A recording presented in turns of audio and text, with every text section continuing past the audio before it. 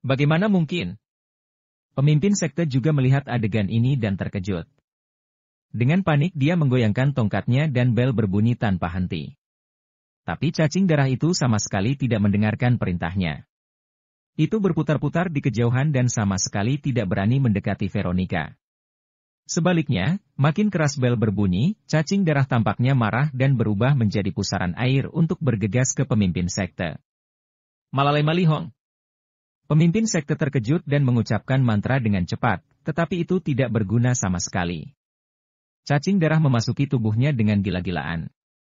Sebenarnya, ada banyak cacing darah yang tersembunyi di tubuhnya, tetapi ada batasan berapa banyak cacing darah yang dapat memasuki tubuh setiap orang. Begitu terlampaui, cacing darah akan mengamuk di tubuhnya dan menjadi gila. Jensen juga melihat adegan ini dan sangat terkejut. Mengapa cacing darah ini tidak berani mendekati Veronica? Dan ketika Veronica baru saja berteriak, apa dia jelas merasakan semacam perubahan? Apa mungkin karena efek sisa dari ramuan gen? Dia kembali memikirkan Jessica. Veronica dan Jessica Miller sama-sama telah disuntik dengan ramuan gen, dan mereka juga telah mengisap darah Jensen, mereka bahkan diselamatkan olehnya. Sekilas, ramuan gen dalam tubuh mereka telah menghilang, tetapi tampaknya tidak sesederhana itu. Veronica, kamu baik-baik saja, kan? Jensen menyingkirkan api yang dan datang di depan Veronica. Tidak apa-apa. Veronica sendiri sedikit bingung. Ikuti aku. Jensen tidak bertanya lebih banyak lagi untuk saat ini. Dia memegang tangan Veronica dan berjalan menuju ke arah pemimpin sekte. Dia melihat serangga di sekitar tersebar, menghindari Veronica dari kejauhan, dan ketika mereka berdua tiba di depan pemimpin sekte, mereka dapat melihat bahwa wajah wanita tua itu memerah dan menggembung, seperti balon, dan anggota badan serta tubuh lainnya juga menggembung, sangat menakutkan. Jika membutuhkan contoh, dia seperti orang yang tenggelam, wajahnya benar-benar berubah total. Dia berbaring di atas tanah dan mengeluarkan suara lemah. Matanya memutih dan pikirannya penuh dengan serangga yang merayap. Melihat penampilan pemimpin sekte, Veronica menjadi sedikit takut. Jensen, ayo kita pergi dari sini. Tunggu. Jensen ragu sejenak, meraih kepala pemimpin sekte dengan telapak tangannya dan menggunakan teknik pencari jiwa. Proses ini sangat berbahaya. Jika kepala pemimpin sekte tiba-tiba meledak, cacing darah dalam jumlah yang banyak akan terbang keluar. Jensen berpacu dengan waktu. Ini seperti memegang bom waktu. Jensen, cepatlah. Veronica juga melihat bahwa tubuh pemimpin sekte menjadi makin bengkak. Baiklah. Jensen menemukan informasi yang dibutuhkannya dan pergi bersama Veronica, dan meraih pedang bayangan dalam perjalanan. Tunggu. Saat dia hendak berjalan keluar dari gua, Veronica berlari kembali dan menopang si bodoh itu di tanah.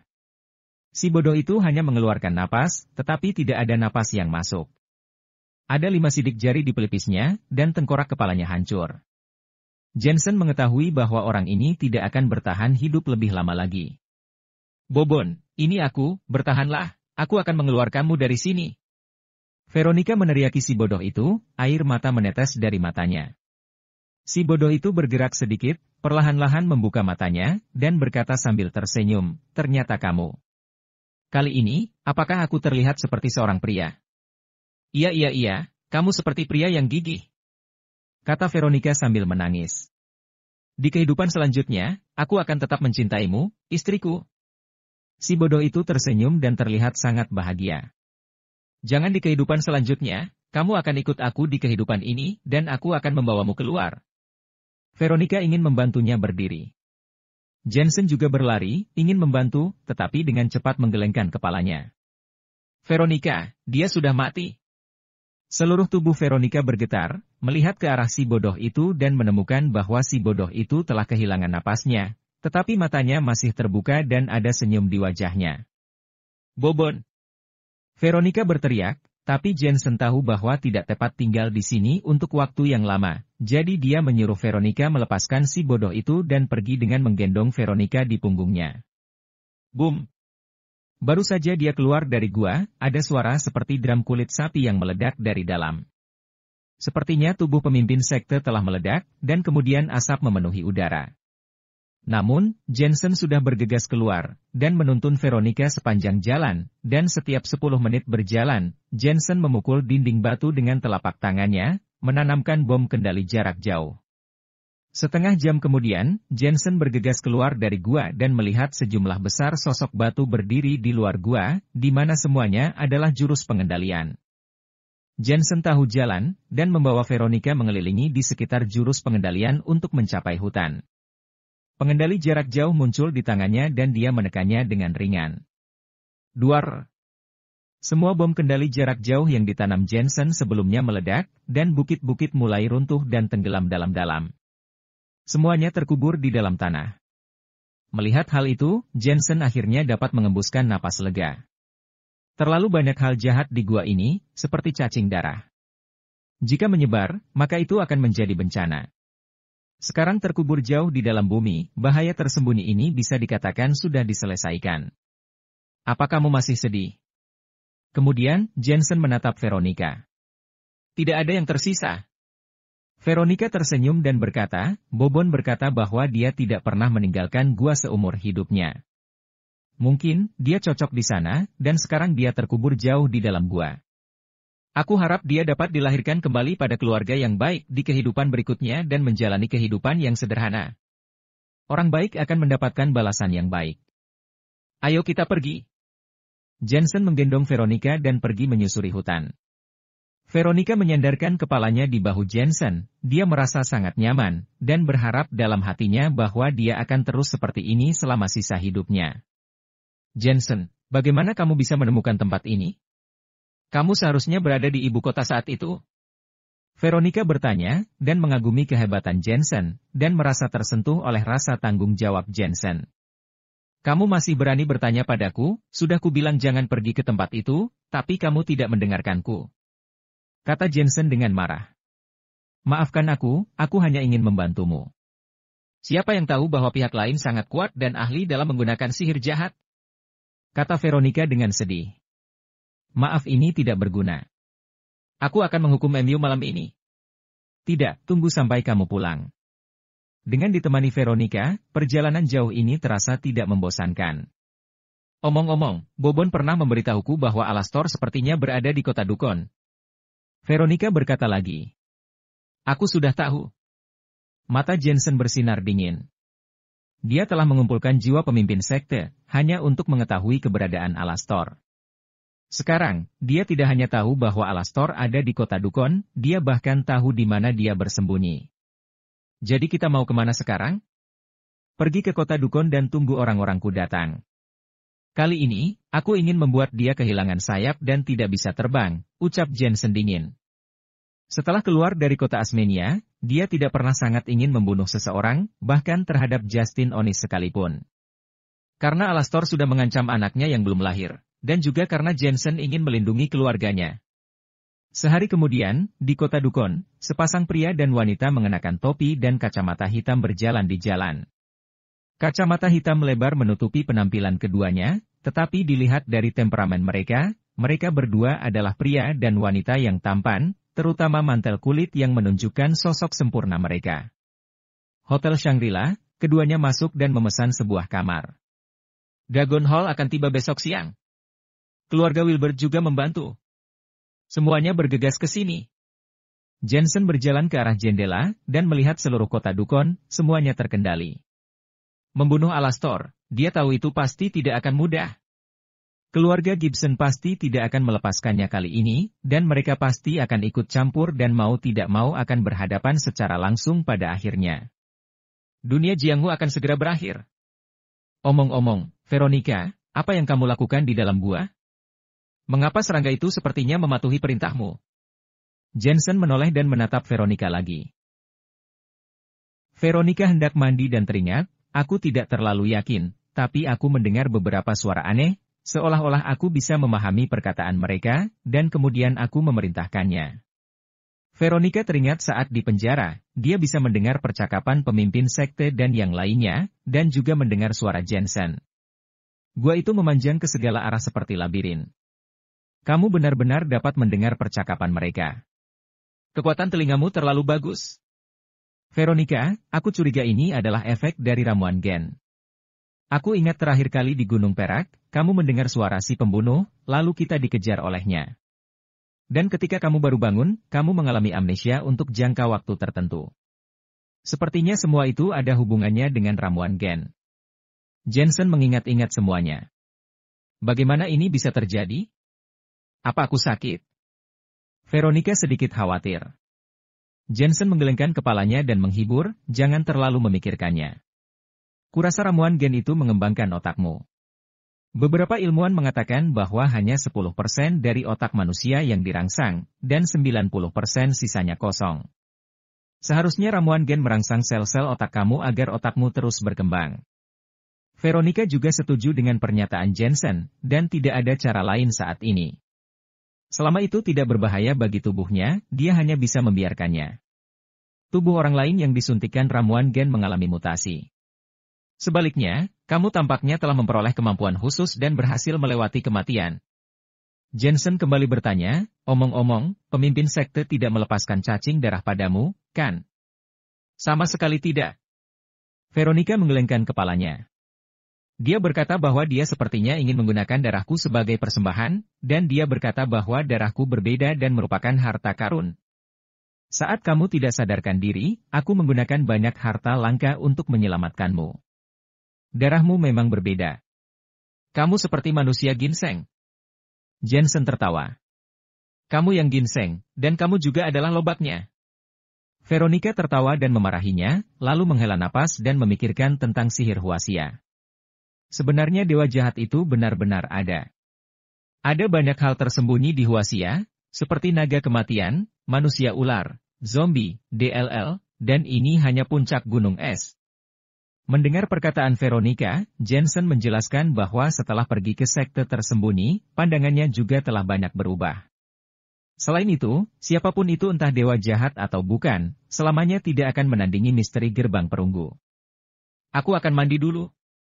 Veronica terlalu malas untuk memikirkannya dan memasuki kamar mandi. Jensen duduk di sofa dan menyalakan rokok. Setiap kali setelah bertarung dengan hebat, dia suka merokok, karena kandungan nikotin dalam rokok akan membuatnya merasa lebih tenang. Untuk mengepung dan menekan Alastor dia mengerahkan semua orang. Kali ini dia harus berhasil, tidak boleh gagal. Ini juga adalah operasi pemburu. 5 menit kemudian, ponsel Jensen berdering. Tuan Jensen, menurut lokasi yang kamu sebutkan, terdapat 5 sekte di tempat di mana Alastor berada, sekte 5 danau, sekte cakar tengah, sekte 7 perasaan, sekte monyet besar, dan sekte naga hitam. Jumlah mereka sekitar 200 orang. Dragon Hall sudah mulai bergerak dan keluarga Gibson saat ini belum bertindak. Lanjutkan sesuai rencana. Tepat setelah menutup telepon penatua Jack juga masuk. Jensen, ada informasi bahwa sekelompok tentara bayaran sudah mendekati perbatasan provinsi Mount Cloud. Sepertinya, mereka ingin menyelinap masuk ke Huasia. Saat ini, kita tidak tahu apakah hal ini berhubungan dengan Alastor atau bukan, tetapi kelompok tentara bayaran ini sangat kuat. Kamu harus berhati-hati jika terjadi baku tembak. Tenanglah, kalau mereka berani memasuki negara ini, aku jamin mereka tidak akan pernah kembali. Jensen mengangguk. Tampaknya air makin lama makin dalam, semua pihak sedang mengumpulkan kekuatannya. Setelah mandi, Veronica berdandan dengan cantik dan berjalan ke arah Jensen yang sedang duduk di sofa.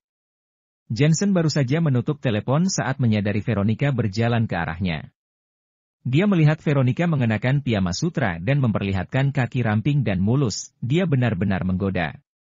Jensen ingin mengatakan sesuatu, tetapi Veronica sudah lebih dulu duduk di sofa dan berkata dengan wajah merah, Jensen, berikan tanganmu.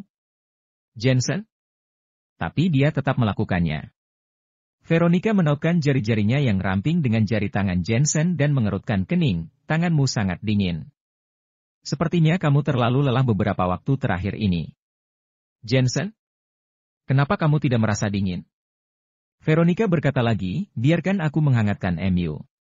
Setelah mengatakan itu, dia memasukkannya ke dalam pakaiannya. Jensen membeku sejenak. Dia tidak menyangka Veronica memiliki cara seperti itu. Saat itu malam dan ruangan itu menjadi hangat. Malam di kota Dukon juga sangat ramai, banyak lampu menyala, dan ekonominya juga makmur. Tapi tidak ada yang tahu bahwa di balik kemakmuran ini, badai akan datang.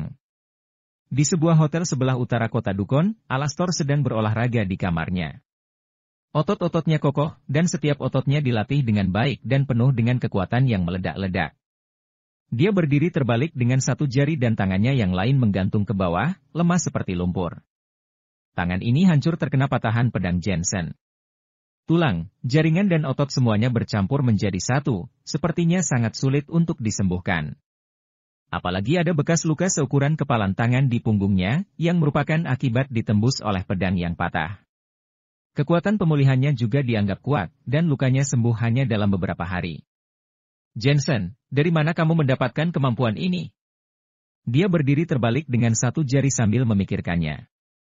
Orang harus tahu bahwa Alastor adalah master celestial termuda di Huaxia. Sepanjang sejarah Huaxia, tidak ada yang bisa menandinginya. Namun, kemunculan Jensen menjungkir balikan persepsi orang akan dirinya dan menginjak-injak harga dirinya. Ia masih penasaran bagaimana Jensen melatih dirinya. Beberapa hari ini, dia juga mencari informasi mengenai Jensen, namun asal-usul Jensen bisa disebut biasa saja.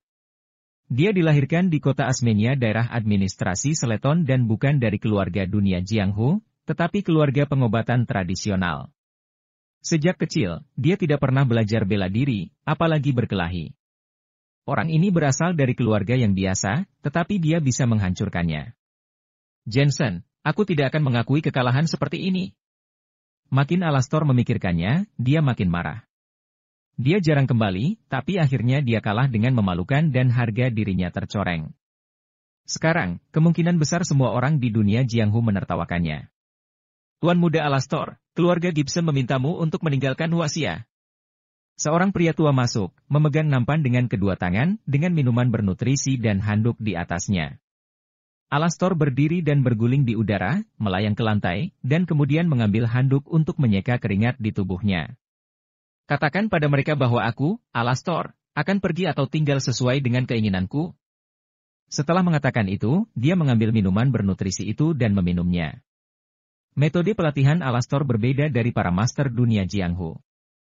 Kombinasi metode Barat dan Timur adalah fondasi latihan seni bela diri yang diturunkan kepadanya oleh keluarga Gibson.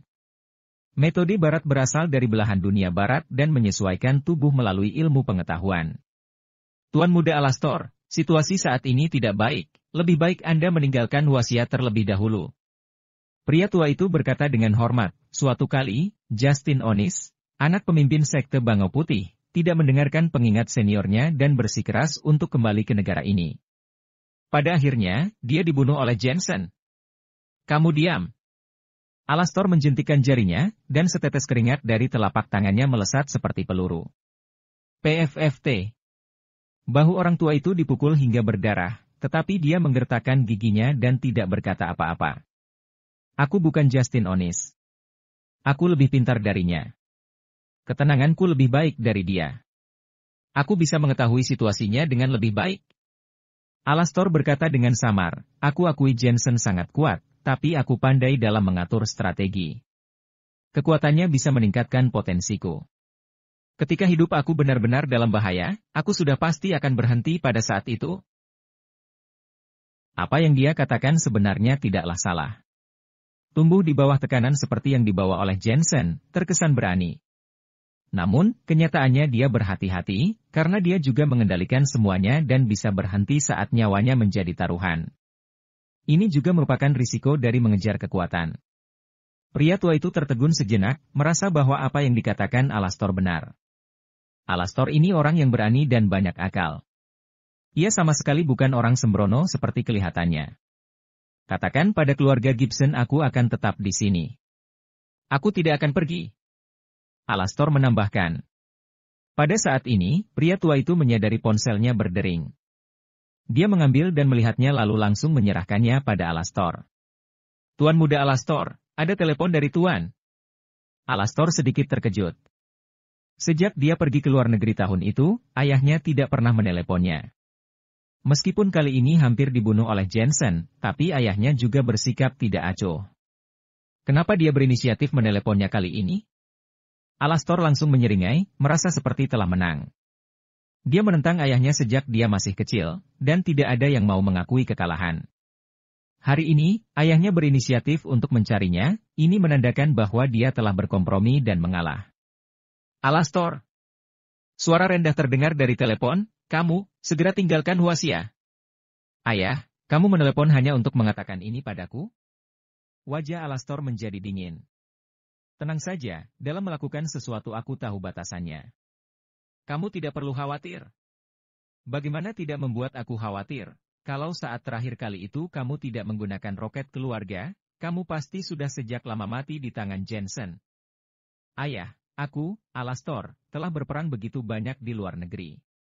Bukannya aku belum menghadapi keadaan antara hidup dan mati, rudal, pengepungan pasukan elit berbagai negara, organisasi pembunuh, resimen tentara bayaran, dan bahkan kekuatan tersembunyi dari negara besar, DLL. Siapa yang bisa membunuhku? Sebaliknya, setiap kali aku selamat dari bencana, kekuatanku pasti akan bertambah. Kali ini pun juga sama. Alastor, kamu bertemu dengan yang lemah sebelumnya. Apa yang kamu temui kali ini tidak bisa dibandingkan dengan sebelumnya. Ia adalah Jensen Scott. Dia adalah seseorang yang ayahmu pun tidak bisa menebak kekuatannya. Dengarkan aku dan segera tinggalkan Huasia. Kamu tidak perlu berkata apa-apa lagi, aku tetap tidak akan pergi. Alastor dengan keras kepala menggeleng dengan ekspresi memberontak. Makin ayahnya memahkannya, maka dia makin ingin menjadi sukses. Melihat Alastor masih memberontak, suara di seberang telepon terdengar marah dan tegas. Kamu mungkin tidak tahu bahwa sore ini, Jensen sudah tiba di kota Dukon dan memasuki hotel untuk menginap. Alastor terdiam, tangannya yang memegang ponsel sedikit gemetar. Jensen sudah di sini? Apakah untuk wisata atau singgah? Apa dia datang sendiri? Entah kenapa, rasa dingin mengalir ke dalam benaknya. Lagi pula, alasan mengapa dia tidak berani pergi karena musuh ada dalam terang dan aku dalam kegelapan. Namun, jika Jensen mengetahui keberadaannya, maka keyakinan apa lagi yang harus dia andalkan? Tidak ada salahnya untuk mendengarkan perkataan ayah, segeralah pergi.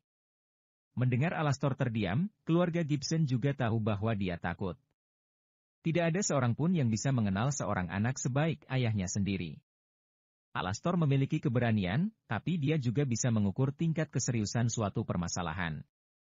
Kamu mengintimidasi aku? Memangnya kenapa jika Jensen datang? Kota Dukon begitu besar. Bisakah dia menemukan aku? Selain itu, kamu pikir aku tidak menyiapkan strategi untuk kabur? Alastor menekan rasa takutnya dan memberanikan diri berkata. Kamu. Di sisi lain telepon, dia penuh dengan amarah tapi masih ingin membujuknya lagi. Namun, Alastor mengepalkan tangannya dan ponsel itu pun remuk berkeping-keping. Wajahnya sangat muram. Pindahkan semua orang kembali, untuk berjaga-jaga. Dia berbalik untuk melihat pria tua itu dan berteriak. Singkatnya menunjukkan kalau dia memang benar-benar gelisah. Malam berlalu dengan tenang, dan kota Dukon masih tenang. Namun, di dunia Jianghu, muncul gelombang besar saat ini, dan semua forum besar dan situs web mengunggah tulisan yang meledak-ledak. Dr. Jensen sudah menemukan Alastor dan bersiap untuk memburunya. Operasi ini juga disebut operasi pemburu. Benarkah? Alastor adalah orang jenius nomor 1 di Huasia. Legenda mengatakan bahwa dia adalah master peringkat langit dan bumi. Seorang master akan diburu? Untuk aku membohongi kamu. Berita tersebut telah diakui oleh Louis Onis, bukan omong kosong belaka. Aku mendengar bahwa terakhir kali Alastor kalah dari Dr. Jensen dan dia hampir terbunuh. Dr. Jensen sudah mendesas-desuskan bahwa dia harus membunuh Alastor. Jensen terlalu mendominasi. Ini menantang keluarga elit pertama, keluarga Gibson. Lokasinya ada di kota Dukon. Ayo semuanya, cepat pergi menonton. Setelah unggahan tulisan itu meledak, sejumlah besar master dunia Jianghu pergi menuju kota Dukon. Bagi dunia Jianghu, ini adalah berita besar yang belum pernah terlihat selama 100 tahun. Di satu sisi adalah keluarga Gibson, penguasa bela diri, dan di sisi lain adalah bintang yang baru naik daun Jensen Scott. Konfrontasi langsung antara kedua belah pihak seolah-olah membuktikan pergantian raja muda dunia Jianghu. Namun, dunia Jianghu hanya bisa mengagumi dan mendambakan terhadap tindakan Jensen yang terdengar begitu muluk. Meninjau dunia Jianghu secara keseluruhan, pahlawan mana yang memiliki semangat heroik seperti itu? Berita semacam ini juga diketahui oleh keluarga Wilbur, keluarga Fang dan keluarga Yuan. Mereka semua terkejut. Siapa yang membocorkan berita itu? Aku baru saja melacak IP dari unggahan pertama, dan aku mengetahui bahwa itu ternyata berasal dari Dragon Hall di ibu kota, jadi aku baru menduga bahwa inilah yang dimaksud Tuan Jensen Scott. Di pihak keluarga Wilbur, ada seseorang yang melapor. Penatua Jack dan Tuan Besar Jacob tersentak, memahami tindakan gila Jensen. Dengan berbuat begini, dia sebenarnya ingin menantang keluarga Gibson. Tujuannya adalah untuk menggertak keluarga Gibson dan dunia Jianghu. Elena hamil, Jensen mau tidak mau mesti memunculkan kejadian pembunuhan lagi, jadi bunuhlah ayam untuk menakuti monyet. Hanya saja ayam yang ini sedikit besar, dia adalah putra sulung dari keluarga Gibson.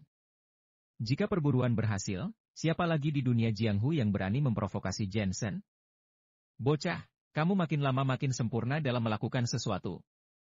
Setelah memahaminya, penatua Jack tidak bisa menahan diri untuk tidak berseru kagum. Ini adalah pria yang tidak ragu untuk menyinggung seluruh dunia demi istrinya, demi anaknya yang belum lahir, dan bahkan demi keluarganya. Makin banyak berita menyebar, makin sensasional jadinya. Bahkan beberapa selebgram juga begitu mendapat beritanya, mereka menyiarkannya secara langsung di tempat. Dia ku beritahu, Wasia sebenarnya memiliki dunia Jianghu.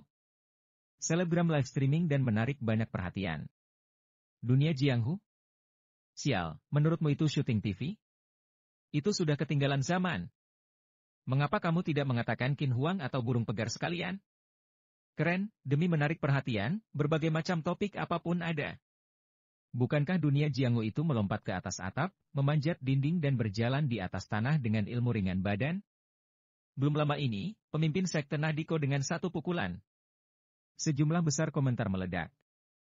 Hehe, dunia Jianghu yang kamu kenal berbeda dari dunia Jianghu yang aku kenal. Dunia Jianghu yang aku kenal adalah dunia master yang sebenarnya. Hari ini, aku akan menyiarkannya secara langsung dan membawa kamu untuk menyaksikannya sendiri. Selebgram tersenyum puas.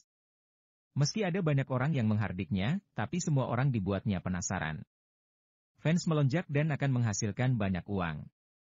Aku sudah memesan tiket pesawat ke kota Dukon. Kudengar ada konferensi pahlawan di sana. Aku pribadi akan membawa kalian masuk ke dunia Jianghu untuk menunjukkan apa yang disebut ilmu ringan badan. Selebgram mengambil penerbangan langsung ke kota Dukon. Percaya kalau kamu itu licik. Dasar pria tua busuk. Mengandalkanmu untuk terbang langsung ke kota Dukon. Kamu dapatkan perhatian kami. Tito, apa selanjutnya? Ruang siaran menjadi makin meriah. Pada saat yang sama, Alastor juga menerima kabar. Bahkan Alastor sedang memilih tontonan dan menemukan siaran langsung selebgram itu. Semuanya bodoh. Kalian mencari kematian. Jensen benar-benar memperbesar masalah. Dia memperlakukannya seperti anak domba yang menunggu untuk disembelih. Alastor menghela napas dalam-dalam di hatinya dan dia tidak bisa menelannya untuk waktu yang lama. Tuan muda Alastor, seluruh dunia Jianghu memperhatikan operasi pemburu. Kamu tidak bisa lagi tinggal. Ini bukan lagi hubungan antara kamu dan Jensen saja, tapi juga berhubungan dengan reputasi keluarga Gibson. Pria tua itu menasihati. Alastor merasa sangat kesal. Operasi pemburu?